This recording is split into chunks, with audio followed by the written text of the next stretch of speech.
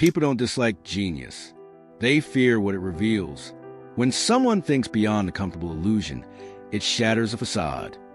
This is Arthur Schopenhauer's haunting insight. And today, we explore why society recoils from the truly intelligent. Born on February 22nd, 1788, in Danzig, modern-day Gdansk, Schopenhauer grew up wrapped in wealth, but his worldview was bleak by design. His seminal work, The World as Will and Representation, 1818, expanded 1844, paints humanity as ensnared by a blind, irrational drive, the will, and shadows masquerading as reality in this world. Intelligence is a curse, a force that disturbs the comforting darkness most people cling to.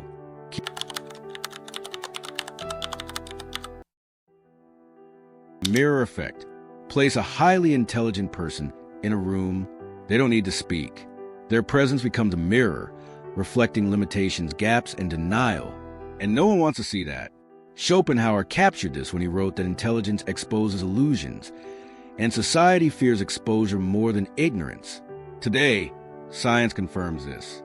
Neuroimaging reveals that encountering someone intellectually superior lights up the amygdala, the brain's threat detector, triggering the same alarm as a physical threat. In other words, our primitive minds treat genius like a predator. Group dynamics, Hedgehog's dilemma, and in crowds, the effect magnifies, threat becomes communal.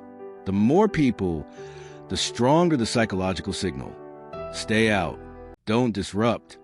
Schopenhauer famously used the hedgehog's dilemma to illustrate this. Porcupines in winter huddle for warmth, but their quills hurt each other, forcing distance. Similarly, people instinctively feel drawn to intellect, yet recoil when they get too close, because to connect with a deep thinker is to risk exposure, and few are ready to bear their flaws. Historical echoes. This tension isn't a modern glitch. It echoes through history. Isaac Newton, a recluse and solitary genius, embraced by few, his brilliance intimidated many. Albert Einstein, once labeled slow by teachers, misunderstood until his intellect commanded the world. Marie Curie breathed life into radioactivity, yet faced discrimination from peers for perceived threat. Galileo and Tesla, persecuted in life, celebrated posthumously. These figures shone so brightly as to blind the crowds, and so society covered their eyes. Psychological roots. Why this buried hostility? Schopenhauer held two pillars. The will, a primitive compulsion that thrives on illusion over truth. Cognitive ease, mental comfort with the familiar. Humans are wired to conserve mental energy. Complexity feels dangerous. So society nurtures mediocrity, rewarding those who align with norms and punishing those who don't. It's not hatred, it's survival instinct. 6. Modern amplifiers. In our age, the mirror effect is magnified. Social media feeds loyalty, not insight. Algorithms reward sensational bite-sized content, not nuanced depth. Echo chambers float information, but repel dissent. Deep thinkers are drowned in noise. Society's fear is now digital. Muted comments, unfollows, unseen posts. 7. Female intelligence and the double bind. Schopenhauer also foresaw the double bind for intelligent women. If they appear too smart, they're labeled intimidating. If they tone it down, they're not serious. They're often trapped between admiration and ostracism, a tension still very much alive in boardrooms and online today. 8. The burden of seeing. Schopenhauer believed intelligence is both gift and malediction. You see the world's flaws and illusions. You feel disconnected, special, yet separate. This burden shatters communal belonging. It can infuse loneliness. It can ignite existential dread. 9. Path forward. But Schopenhauer didn't leave us trapped in darkness. He offered a map. 1. Embrace solitude, not as isolation, but as sanctuary. 2. Choose your circle wisely. Depth thrives among depth. 3. Speak strategy, not broadcast. Share insight with patience, not as weapon. 4. Know your mirror effect. Listen as much as you speak. Intelligence need not exclude you, but it asks you to cultivate care, empathy, and selectivity. Let's go deeper. The real mechanics behind the mirror shatter. Science tells us it isn't mystical. A landmark 2005 study showed that when people perceive any threat, the amygdala triggers instant fear, even before the conscious mind processes it. This is called amygdala hijack, a universal shortcut meant for survival. If this threat circuit fires for cobras, it fires for ideas that threaten comfortable beliefs. In other words, superior intellect equals subconscious threat. Another study from 2021 found that the more fluidly intelligent someone is, the lower their amygdala reacts, showing that smart people can regulate this fear response better. But for the average mind, that amygdala alarm still rings loud. 11. The DLPFC and cognitive resistance.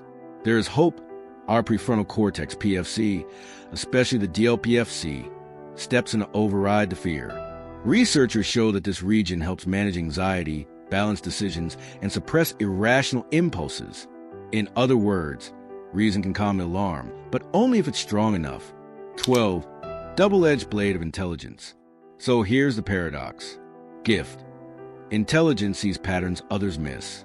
Curse. It triggers threat response circuits. Social isolation follows. Schopenhauer warned, a high degree of intellect tends to make a man unsocial. 13. In modern society, we built digital fortresses against depth.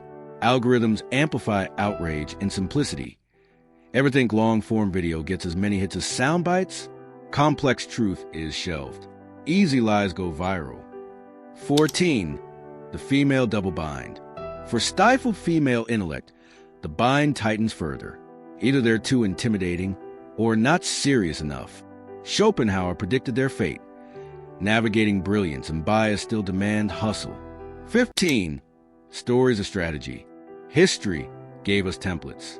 Feynman invited accessibility with playful metaphors, making intellect friendly. Lovelace created social labs, safe arenas for deep discussion. Franklin framed ideas as questions, not lectures, engendering collaboration. 16. Building shields. Take these lessons. 1. Calibrate your audience. Share depth with intention. 2.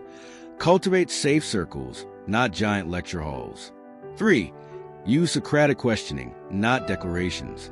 4. Practice emotional regulation. Shut down the amygdala hijack. In essence, bridge empathy with intellect. 17. Embody Schopenhauer's wisdom.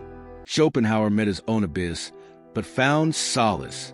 In solitude, not isolation. In creative expression, not social validation. He taught us, a man can be himself only so long as he is alone. 18. Personal invitation. If your mind is a mirror, sometimes ugly, sometimes beautiful, know this, you are not alone. There's a tribe for the thoughtful, the seekers, the midnight wanderers. Let this be our hearth. 19. The liberation of solitude. A man can be himself only so long as he is alone. Schopenhauer. This is not loneliness, it's liberation. When we withdraw from the clamor, we reclaim agency. The mind stops echoing collective whispers and begins its own dialogue. In solitude, freedom isn't abstract, it's visceral. No expectations, no masks, just the quiet hum of your own truth. 20. The neuron's whisper. Modern neuroscience echoes his wisdom. Our amygdala constantly scans for threat, real or symbolic. It senses discomfort in deep discourse, classifying it as danger. Solitude becomes a place where that threat meter quiets, where profound thought isn't an alarm, but an ally. 21. When the amygdala strikes. Visuals. Dark silhouette broken by sudden red flashes. Fight or flight visuals. Narrator, low, intense. Emotional hijack, a term coined by Daniel Goleman, describes the amygdala's takeover when threatened. Heartbeat racing, pulse pounding, logic extinguished. When confronted by superior intellect, many trigger this hijack, not because of malice, but survival instinct. They run or they lash out. 22. Rebuilding the bridge. But here's the breakthrough. It's reversible. Studies show the prefrontal cortex, the DLPFC, can rein in a hijack with training and intention mindfulness, breath control, practice. In solitude, you don't just think, You remodel the bridges linking emotion and reason. 23. Rituals of reflection. Create rituals that stabilize your mind. 5 minutes of breath counting. Feel the flame flicker, nourish stillness. Journaling. Translate the mirror's reflection into words. Silent walks. Each footstep a communion with your own mind. These rituals aren't ceremonies, they're shields. They tether intellect to presence. 24. Re-emergence with care. When you return to the world, step lightly. You've practiced empathy. You've calmed your fear response. Now bring your insight as a gift, not a weapon. Ask questions, don't prescribe. Listen more than you speak. 25. Building the sanctuary tribe. Find a few. Build a sanctuary tribe. A circle where intellect isn't a threat, but a beacon, where your mirror is met with reciprocal courage. Here, illusions are not shielded, but understood. Final invocation. Carry this flame. Let your solitude become sanctuary. Let your light multiply. If this odyssey resonates, tell us, what ritual builds your refuge? Where does your flame burn brightest? And if you're ready to go deeper, unearth your shadow in the number one mindset that's ruining your life according to Carl Jung. Click it now, link below and right here.